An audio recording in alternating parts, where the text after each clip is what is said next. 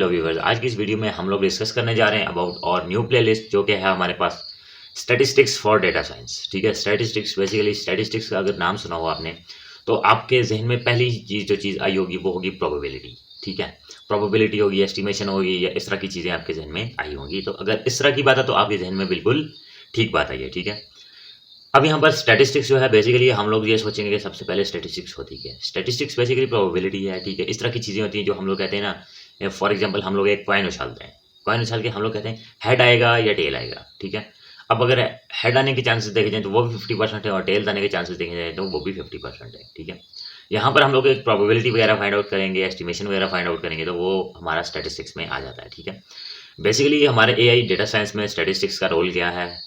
जब भी हम लोग कोई मॉडल बनाते हैं, ठीक है, मॉडल बनाते हैं तो मॉडल प्रेडिक्ट करता है। फॉर एग्जांपल हम लोगों ने कैंसर डिटेक्शन का मॉडल बनाया। ठीक है, अब कैंसर डिटेक्शन का मॉडल हमारे डेटा सेट के ऊपर मतलब जो भी एल्गोरिथम हमने यूज़ किया वो एक प्रोबेबिलिटी देगा हमें। प्रोबेबिलिटी ये देगा कि यार इसको कैंसर है या नहीं, हाँ या ना में देगा, लेकिन वो प्रोबेबिलिटी की बेस पे होगा। वो उस डेटा से प्रोबेबिलिटी को कैलकुलेट करेगा और फिर हमें जो है वो प्रोबेबिलिटी प्रोवाइड करेगा कि यार इसको कैंसर हो सकता है या नहीं। ठीक है, सो स्टैटिस्टिक्स का भी एक बहुत ही इंपॉर्टेंट रोल है हमारे डेटा साइंस के अंदर। मतलब ज़्यादातर रोल ही इसी के, क्योंकि डेटा सेट्स के अंदर भी आप लोगों ने देखा होगा standard deviation, mean, median, mod, इस तरह की चीज़ें आती हैं, तो उनको हम इस कोर्स के अंदर समझेंगे। ठीक है, ये कोर्स एक नॉन मतलब एक मतलब मैं कहता हूँ ये कि इसमें कोडिंग वगैरह इंक्लूडेड नहीं है। ठीक है, तो क्योंकि ये एक थ्योरेटिकल कोर्स है, ये एक थ्योरेटिकल कोर्स है। ठीक है, मतलब इसमें ये होगा कि मैं आप लोगों को कॉन्सेप्ट्स को समझाऊंगा। ठीक है, यहाँ पर ये होगा कि आप लोग इन कॉन्सेप्ट्स को समझेंगे। ठीक है,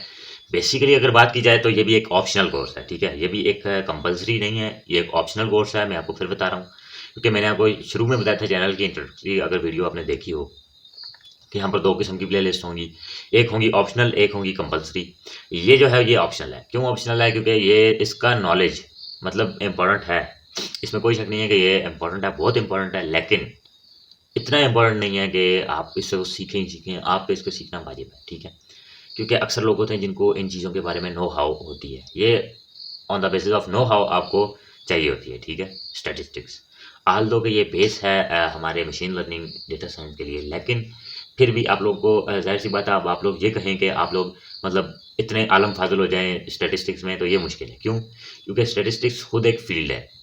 अब मैंने आपको बताया कि आप अगर हर चीज़ में जो है ना ए टू ज़ी आप उसको सीखना चाहेंगे तो आपकी ज़िंदगी गुजर जाएगी, लेकिन आप सीख नहीं पाएंगे। लिहाजा हर चीज़ को आप उतना सीखें जितना वो आपकी फील्ड में हेल्पफुल है। ठीक है, सो आई होप कि आप लोग इस प्लेलिस्ट को कम्प्लीटली फॉलो करेंगे और सीखेंगे इससे statistics. So that's it for today, that's it for this video. अल्लाह हाफिज़, टेक केयर और मिलते हैं हमारी नेक्स्ट वीडियो के साथ।